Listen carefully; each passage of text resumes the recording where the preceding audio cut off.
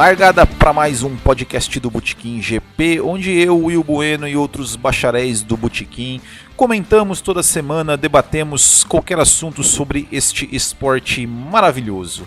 E hoje vamos falar um pouquinho sobre a era híbrida ou a era Mercedes, que começou a partir de 2014, desde a mudança aí no regulamento principalmente da parte dos motores. Então nós vamos falar sobre a era híbrida a partir de agora.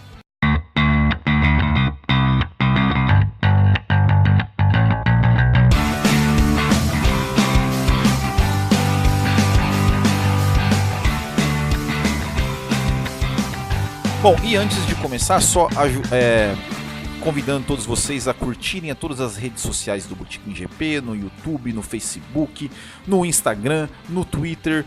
E você encontra todas essas informações no nosso site no www.botequimgp.com.br, onde você vai encontrar nossos vídeos, nosso podcast, a Copa Botequim GP de kart e todas as informações. E também nosso grupo, nosso WhatsApp, se você quiser participar do nosso grupo. Então entre lá, curta todas as nossas redes sociais, siga-nos em todas elas, inscreva-se no nosso canal no YouTube e siga-nos também no seu agregador de podcast. Bom, e deixando aqui um boa noite para os meus convidados de hoje, serão Fausto Reis e Ricardo Schwingel. Boa noite, Fausto, seja muito bem-vindo. Obrigado, Will, boa noite. Mais um prazer estar aqui de novo com você, com os bacharéis do Botequim, com os ouvintes do podcast, com o Ricardo. Agradeço a todos vocês o apoio. Valeu. E boa noite, Ricardo Schwingel, seja muito bem-vindo também. Boa noite, Will. Boa noite, Fausto. Obrigado pelo convite novamente. E vamos lá. Vamos dar início. Vamos lá. Então, só aqui para a gente dar uma introdução ali no assunto de hoje. Então, assim, a Fórmula 1...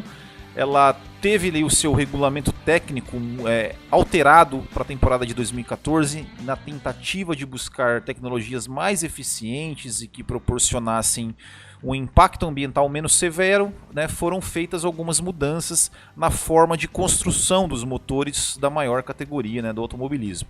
O ruído dos motores mudou e mudou muito, diminuiu bastante, os tempos de volta aumentaram e o pior, né, o grande público passou a ter muita dificuldade em entender como funcionam os novos propulsores. Punições por troca de motor passaram a ser aplicadas de acordo com a necessidade de troca de cada peça. A tecnologia de recuperação de energia se mostrou algo bem complexo, causando várias quebras e elevando o custo das equipes às alturas. E provavelmente pouca gente vai gostar desses novos motores, que nem motores se chamam mais, né? Agora são Power Units ou unidades de potência. Mas a gente vai tentar aqui explicar de forma bem simples como essas geringonças funcionam e também vamos analisar aí como a parte esportiva de como foi feito, né, como tem acontecido a Fórmula 1 desde que essa era híbrida começou em 2014. Então, para a gente começar, eu vou chamar aqui, né, o Fausto para dar uma introdução falando sobre como eram, né, os motores até 2013 e o que mudou nesses motores a partir de 2014.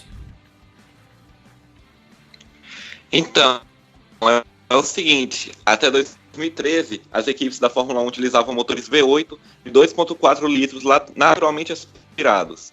Eles eram capazes de entregar aproximadamente 750 cavalos de potência. A partir da temporada de 2014, os carros passaram a ser equipados com motores de combustão interna V6 turbo 1.6 litros, com aproximadamente 600 cavalos de potência, acompanhados de sistemas de recuperação de energia com propulsão elétrica, capazes de entregar 160 cavalos adicionais. E esses motores, né, eles têm ali, são híbridos justamente porque eles têm, né, esse sistema de recuperação de energia, né, com propulsão elétrica, né? Ou seja, eles têm ali os MGKU, né, que é o sistema que ele recupera energia, se eu não me engano, esse recupera energia dos freios, né, e o MGUK, eu sempre confundo, MGUK e o MG, tem outro, né, que agora me fugiu, MGUH, né, o H, que é o que recupera energia dos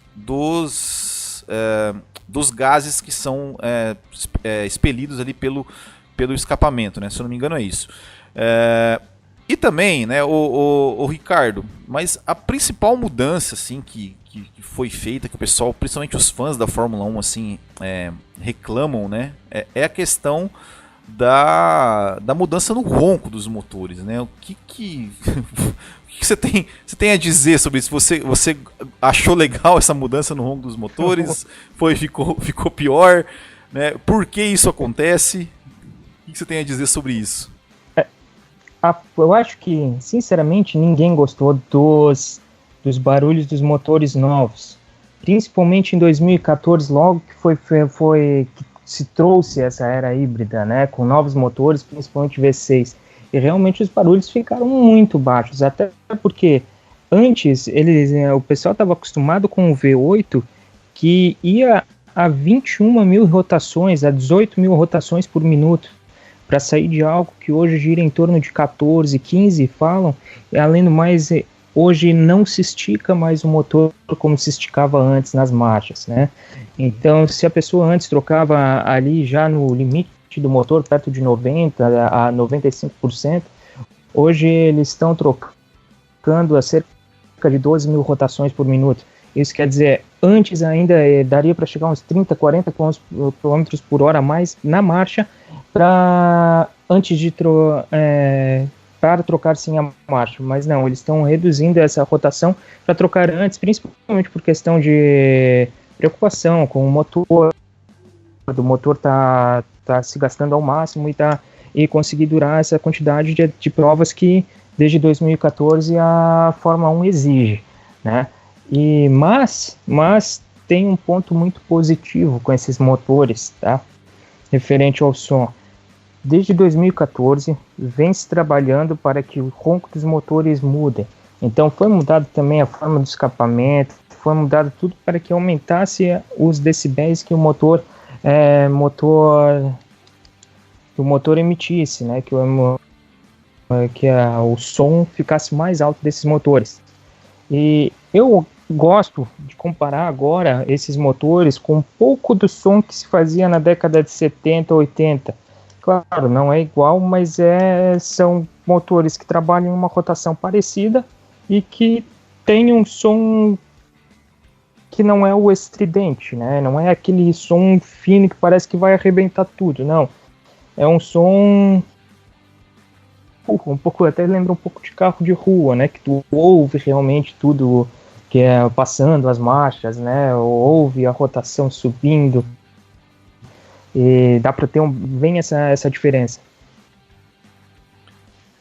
E é importante sim, dizer também, né, que essa diminuição, né, no som dos motores é porque o que acontece, né? O som ele diminui porque esses gases, né, esse ar que sai, né, que é onde vibra ali e sai, né, saía, né, para formar as ondas sonoras, para vir chegar até os nossos ouvidos, essa energia ela é reaproveitada pelo motor. Então por isso que sai menos energia que depois, né, que digamos assim, se torna, né, ondas sonoras, sai menos do motor por conta da recuperação dessa energia para dar mais potência pro próprio motor. Então por isso que os motores são menos barulhentos, né? E o que a Fórmula 1 tenta fazer, como você falou desde então, é procurar formas de aumentar digamos, o volume dessa quantidade de energia menor que sai para formar o som, né? De repente, sei lá, com amplificadores ou algo desse tipo, né? E tem outro fator, né, que agora cada vez mais a potência é gerada através de energia, né, seja de energia de calor, energia cinética ou propriamente uma bateria, né, com recuperação como é o ERS hoje, né. Então hoje, para quem não se lembra, existia o KERS ali por 2012, né, que era um botãozinho que tu usava carregava toda a volta e que durava cerca de 7 segundos. Hoje o Air, se tu usa no tempo máximo, tu consegue dar quase uma volta inteira de pé embaixo com mais de 160 cavalos e usando esse ERS, né? Que antes era impossível pensar em alguma energia diferente, que não fosse o próprio motor a combustão. Isso. O Fausto, você, né, que né, já confessou aqui pra gente que começou a ver a Fórmula 1 em 2016, você já pegou essa era híbrida, né? Mas você depois vendo vídeos assim, estudando, né, sobre a Fórmula 1 do passado, né, que você, né, pelo que a gente conversa e pelo motivo pelo qual você está no podcast, você pesquisou muito, estudou muito sobre a Fórmula 1 do passado. Como é que você vê essa mudança no som dos motores? Assim, te agradou? Você acha que é por aí mesmo? Tem que diminuir o som mesmo? Ou não? Você gostaria realmente de que a Fórmula 1 voltasse ali com o som do passado?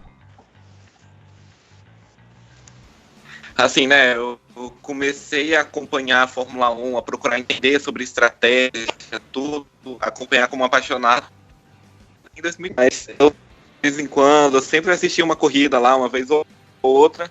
Eu lembro do barulho que os carros faziam e também, né?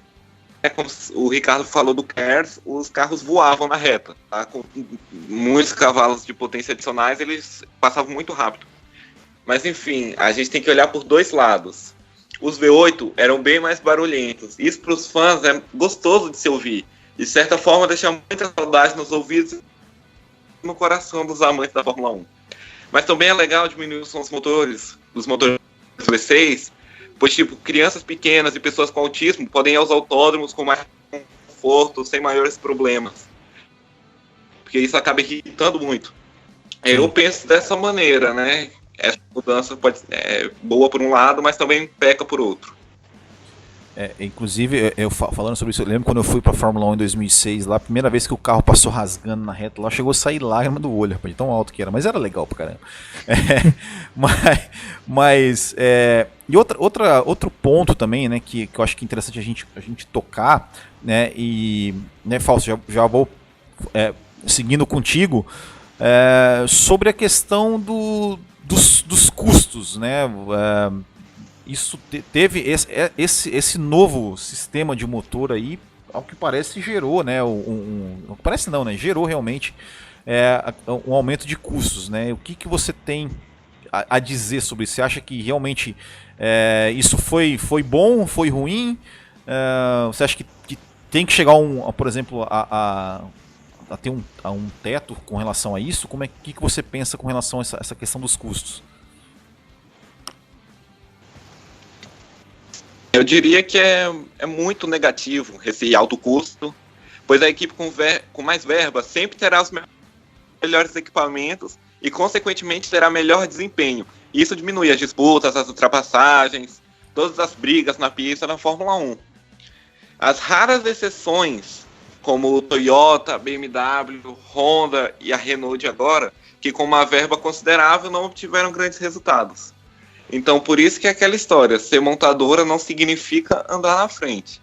Esse ano a gente tem um exemplo da Renault e da Alfa Romeo. Pode ser considerada equipe B da Ferrari, pode ser considerada time principal da montadora Alfa Romeo, enfim, a Alfa Romeo não deixa de ser uma montadora.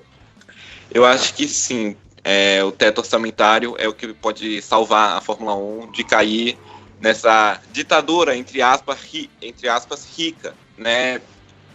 Porque a gente vê, se a Mercedes, vamos dar um exemplo, tem um orçamento de 1 bilhão para gastar no carro, e a Williams tem um orçamento de 500 milhões, aí a Mercedes vai poder ter os melhores equipamentos, vai poder investir mais na pesquisa do túnel de vento, tudo isso, e a Williams vai ter uma verba mais limitada, não vai poder fazer isso. Mas, por exemplo, o teto orçamentário ficar ali cerca de 500, tipo, nenhuma equipe mais pode investir mais que 500 milhões de dólares no carro, assim isso pode acabar gerando uma igualdade entre as equipes. No caso, o exemplo, Mercedes e Williams podem ficar iguais. na forma do orçamento. Mas aí sim, tudo vai depender de como vai ser feito, vai depender de quem são os pilotos, vai depender de tudo isso para mostrar qual carro é melhor. E não só quem tem mais dinheiro vai na frente, porque é isso que nós vemos hoje. A gente vai até falar sobre 2021 mais pro final. Né? Eu não sei se o Ricardo quer falar alguma coisa sobre essa questão dos custos. Gostaria, na verdade, porque assim, toda vez que a Fórmula 1 traz uma tecnologia nova, né, tem um impacto no orçamento das equipes muito grande, principalmente as equipes que são construtoras de motores. Isso hoje só são 3, na verdade, né, a Ferrari, a Renault e tem a Honda e a Mercedes, né, mas toda vez que tem uma tecnologia nova, uma mudança muito grande no regulamento, como foi essa, corre esse impacto financeiro. A corrida parece aquela corrida da Guerra Fria, né? Quem era o primeiro a botar alguém no espaço, né? Se era a Rússia ou os Estados Unidos, mas aqui não, ali era quem fizesse o melhor motor desde o início. E aí que a Mercedes teve essa grande vantagem, né? No momento que ela entendeu a tecnologia, que era uma tecnologia que não era dominada por ninguém, ao contrário dos motores a combustão lá, os V8, onde todo mundo conseguia fazer com pequenas diferenças de potência. Mas não, a Mercedes chegou com um motor muito forte. Não à toa a Williams foi, se eu não me engano, foi vice-campeã num ano e terceira colocada no outro, no início ali, 2014, 2015. Não, foi terceira em 2015 e terceira em 2014. Foi terceiro. Isso, as duas terceiras, né? Duas terceiras, né? Duas terceiras. E aí foi realmente onde mostrou que a Mercedes estava um passo muito à frente. A Williams até tinha bons pilotos, pode falar lá do Bottas, do Massa em final de carreira, mas a verdade é que o motor Mercedes era extremamente dominante. Né? Eles entenderam essa tecnologia antes de todo mundo. E no início, principalmente, teve muita desigualdade. Né? Foi onde a McLaren se afundou, com o motor Honda, que só quebrava em todas as provas. Foi onde a Red Bull ganhava uma prova ou outra, mas sabia que não tinha velocidade. A Renault não conseguia desenvolver esse motor. E a Renault, além disso, né, não projetava o motor para o carro da Red Bull em si. Eles projetavam o motor para eles e a Red Bull que se virasse em fazer aquele motor entrar no carro. Né? Então principalmente os primeiros anos foram anos de muitas quebras, né? O Ricardo mesmo teve uma sequência de provas, se eu não me engano, em 2016, salvo engano, onde ele teve várias quebras de motor, várias vezes ele largou no final do grid. Isso foi muito prejudicial para a Fórmula 1 e para essas equipes de ponta, né?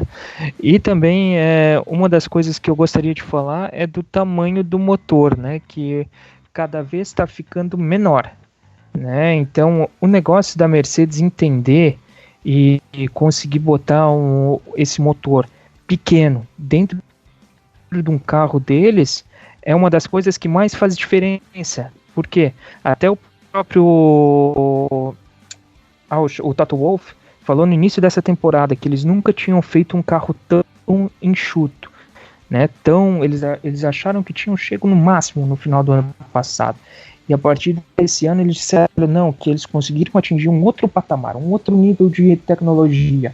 E aí, mesmo os testes da pré-temporada falando da Ferrari, ele foi lá e afirmou isso. Bom, o resultado são que as 5 provas, não sei se ele teve perigo de perder alguma, talvez só no Bahrein com o Leclerc, mas foi algo, foi um tamanho mínimo, uma chance mínima que acabou com o problema do motor dele. E já falando sobre isso, né, já pegando esse gancho, né, falando mais da parte esportiva do negócio, né, ou seja, desde 2014, quando começou essa era híbrida, nós tivemos apenas só a Mercedes, né, só a Mercedes foi campeã de construtores, né? E de pilotos também, né? Nós não tivemos nenhuma outra equipe. Nós tivemos, por exemplo, 2014, 3 pilotos venceram corridas. Em 2015 também. 2016 nós tivemos 4 vencedores. E 2017 e 18 que nós tivemos 5 pilotos vencedores, que foi o maior, né, o maior número de pilotos vencedores, né, nessas temporadas de era híbrida. Então, né, o Fausto, analisando a parte esportiva do negócio, né, você acha, assim, te agrada essa Fórmula 1 de 2014 para cá e principalmente essa de 2019 aí com a Mercedes gabaritando tudo? Bom, né? Começou com domínio supremo das flechas de prata. 3 pilotos venceram em 2014, que foi Ricardo, Hamilton e Rosberg. 2015, Vettel, Hamilton e Rosberg. 2016, Verstappen, Ricardo, Rosberg e Hamilton. Aí 2017, Hamilton, Ricardo, Vettel, Bottas e Verstappen. E 2018, todos esses trocam o Raikkonen pelo Bottas. Então eu vejo que começou muito desigual, mas aí foi passando os anos, inclusive teve até uma pequena mudança em 2017, aí incendiou de vez, veio lá 5 vencedores por temporada, pareceu que o negócio estava caminhando para mais emoção, né? 3 equipes ali brigando por vitória, e aí chegou 2019 e a Mercedes resolveu dar uma de Williams, de 92, e só tá ganhando. Mas enfim, eu vejo que conforme foi passando os anos, teve sim uma evolução nas disputas, principalmente as equipes médias passaram a brigar ainda mais. A Fórmula 1B, títulos entre aspas, decidido por 4 pontos. A última briga lá agora, em 2018, foi Pérez e Hülkenberg. Então eu vejo que conforme as equipes vão estudando, vão se adaptando à nova tecnologia, elas podem ir aprimorando mais seu equipamento até começar a ganhar, conseguir pódios e, consequentemente, disputar o título, igual o Vettel fez nesses 2 últimos anos. E a Ferrari evoluiu bastante. Em 2016 não conseguiu nenhuma vitória, e em 2017 e 2018 tinha lá um carro muito pau a pau com a Mercedes. Então é assim que eu vejo. Que foi evoluindo, mas aí chegou 2019 e quebrou a evolução. Inclusive, eu acho assim, Fausto, complementando, eu acho que hoje o problema da Mercedes está ganhando todas não é mais só no motor. Tá? Não é. Antes era dominante, mas hoje não é. Inclusive, se fala que o motor da Ferrari é melhor que o da Mercedes, já era mais potência, principalmente em reta, né? Mas o problema é que não se ganha corrida só apertando direito, né? Tem que virar o volante também. Então é isso que eu acho que é o problema hoje, que a Ferrari não conseguiu projetar um bom carro. Mas motor não é mais o problema. Motor não, né? Unidade de potência. Unidade de potência é motor, pô, motor. Mas faz barulho e empurra o carro. Isso aí.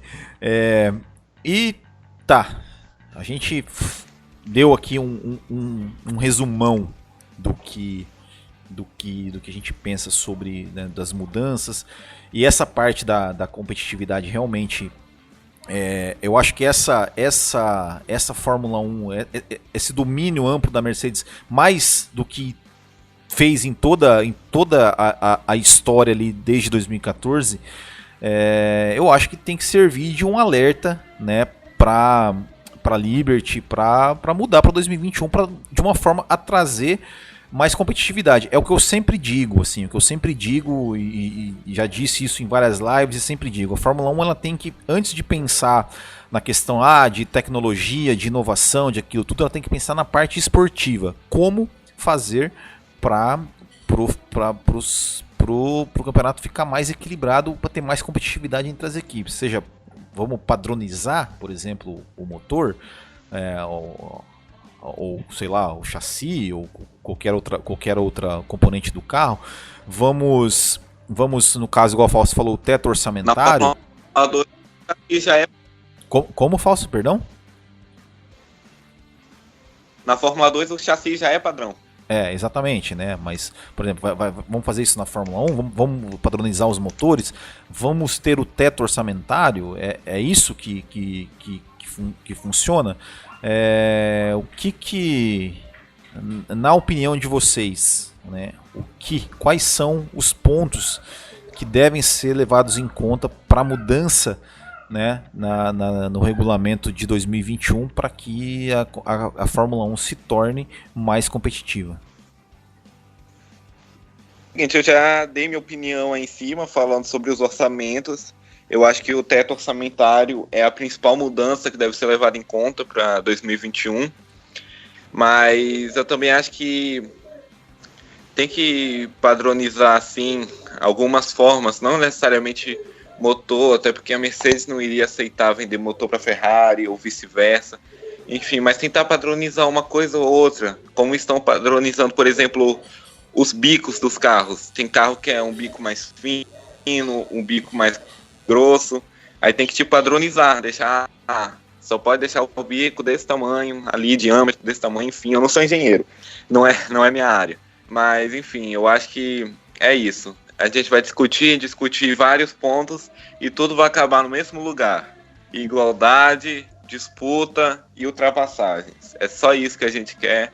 E dentro disso, eu acho que a gente pode discutir vários temas, que é chassi, motor, mudanças nas tecnologias, mudanças nisso, mudanças naquilo, teto orçamentário, e tudo vai acabar sempre em disputas. Queremos disputas, no fundo. E aí, Ricardo? Então, eu queria, na verdade, ressaltar algumas coisas que, referente ao motor, sempre teve domínio de alguém. Seja aquela McLaren de 88, né, de 89, as Williams em 92, 93, sempre a Fórmula 1 foi dominada principalmente por alguma equipe, né? Então, a questão de mudar o regulamento para a Mercedes deixar de ser a potência que eu tô achando que vai ser difícil nos próximos anos, tá? Principalmente com 2021, até porque até o Ross Brown já deu uma declaração de que o motor não muda muito, né? Se eu não me engano, um dos MGU e repetir o outro, era alguma coisa assim, iam tirar o cinética e botar 2 de energia de calor, era alguma coisa assim a mudança. Então não é uma mudança realmente brusca, que possa realmente mudar as coisas, né? E eu acho que assim, é melhor continuar assim do que fazer uma mudança muito drástica no motor, e as equipes pequenas, num mundo onde cada vez mais tem que se impor dinheiro para desenvolver um carro, vão ser as mais prejudicadas, se tiver muita mudança, né? E referente à igualdade no produto, eu duvido que a Fórmula 1 tenha um chassi igual ao outro, ou um motor entre as equipes, um motor padronizado. Eu não consigo acreditar, principalmente porque essa é a graça da Fórmula 1, da categoria máxima do esporte, né? De cada uma das equipes estar desenvolvendo seu próprio carro, seu próprio motor, para que o carro desenhado por eles seja melhor do que o outro. Por isso que uns caras como o Adrian Newey ganham tanto dinheiro e são tão famosos, né? Pela concepção de carro e pelo entendimento do ar passando sobre ele. Isso não tem como mudar. O que eu acho que talvez possa se padronizar, eu digo que não seja nada que tenha no motor ou no próprio no desenho do carro em si. Mas talvez alguma suspensão seja igual, os pneus já são, né? Mas asa dianteira não consigo acreditar, nem a asa traseira. Mas talvez seja componentes que não fiquem visíveis, tá? E nem que dê para ser ouvido como motor. Eu acho assim. Nem o ralo é padrão. Algumas botam umas aletas ali, outras deixam carbono puro, outras já botam umas aletas embaixo. A Ferrari botou até retrovisor. Eu acho que. Eu já pensei. Eu concordo que eu acho difícil que isso aconteça. Mas eu acho que deveria, pelo menos a questão das asas, essa questão assim, eu acho que deveria ter um padrão. Eu acho que sim. Porque com relação ao teto orçamentário, eu discordo um pouco da opinião do Fausto. Eu não acho que tem que ter teto. O que eu acho é que tem que ter uma distribuição melhor dos recursos que são destinados às equipes a partir da própria Fórmula 1. Ou seja, não pode a Ferrari receber lá da FIA, não sei, estou chutando aqui, tá? Não lembro, não estou com os números na mão, mas receber lá 500 milhões de dólares enquanto a Williams recebe 100. Não pode. Tem que ser, nesse ponto ela tem que ser mais igualitário. Até tem que ter um pouquinho, uma diferença por desempenho, mas que não seja tão gritante. Mas esse negócio de receber por valor histórico, isso aí, cara, isso aí não pode. Isso aí não pode ter. Isso aí não adianta. Porque o grande problema do teto, na minha opinião, é que você pode, de repente, sei lá, ser um tiro no pé. Ou seja, se a minha equipe consegue, tem uma empresa de fora que quer investir não sei quanto para não colocar a sua marca no carro, por que eu vou limitar isso? Eu acho que, não sei, eu acho que isso não faria bem, bem para a Fórmula 1 nesse ponto. Mas eu acho que a distribuição deveria ser mais igualitária, sem sombra de dúvida. Só assim, sobre esse teto orçamentário, Will, para complementar, eu acho que deveria ser, em termos de tecnologia, no carro, poderia até ter esse teto orçamentário, mas quando a gente fala do material humano, né, dos contratados, dos funcionários, piloto, chefe de equipe, aí eu acho que não. Porque se tu pegar e botar um cara que põe lá 30 milhões, que tu paga 30 milhões a temporada, para comparar com alguém que tu paga 1 milhão, aí tu vai ter que tirar da parte da tecnologia esse valor, né? Não tem, quer dizer que os melhores carros são aqueles dos pilotos mais baratos, né? Verdade, bem pensado. Não vai dar. Mas... E o segundo assunto que tu tinha falado, desculpa, acabou fugindo. Tu tinha falado um segundo assunto do teto orçamentário, depois do teto orçamentário. Eu tinha falado da padronização, né? Algo assim. Eu também não. Agora fugiu. Mas não tem problema. Fugiu. Mas não tem problema. Mas isso que você falou é interessante. Né? Eu até não. Confesso até que não sei se. Como é essa ideia de teto orçamentário, se é em tudo ou se é só na tecnologia, mas isso que você falou até pode ser interessante, assim, né, né, porque claro, né, se tiver um teto para a equipe gastar como um todo, né, talvez aí pilotos como o Lewis Hamilton, Sebastian Vettel aí, será que né, são muito bem pagos, né, será que de repente não aceitariam ganhar menos, aquele tipo de coisa, né? Mas eu acho que deve ter, né? Então eu até acho que deve ser. É que assim, a gente não estava preparado para falar sobre isso assim no podcast, né? Mas o Fausto puxou esse assunto e é um assunto interessante, né? A questão do teto orçamentário. Mas eu acredito que deva ser mais ou menos como você falou, né? Limitar a questão da tecnologia no carro e material humano ser liberado, assim, se o cara quiser pagar uma fortuna aí pro Sebastian Vettel ou pro Maldonado correr, fica à vontade, né? Até referente a esse teto orçamentário, desculpa, Fausto, mas só para complementar, o Ross Brown também Jean Todt deu uma entrevista esses tempos, dizendo que a questão do limite de gastos, da diminuição de gastos, principalmente nas equipes, para fazer aqueles testes em pista fechada que as equipes faziam, né, antes com os carros atuais, hoje só pode, se não me engano, de 2014 para baixo, e com carros de 2014 para baixo, o Jean Todt disse que não foi a medida certa com o objetivo de cortar gastos. Eles deveriam ter continuado liberado esses testes, né, esses testes das equipes, porque não era algo que representava tanto gasto. Porque hoje tem gasto com um túnel de vento, que tem que ser um túnel que é imenso, do tamanho de um galpão grande, né? Então tudo isso gera muito gasto, e que o carro na pista não gerava tanto gasto. E eu lembrei agora sobre o que tu tinha falado, Will, que era sobre...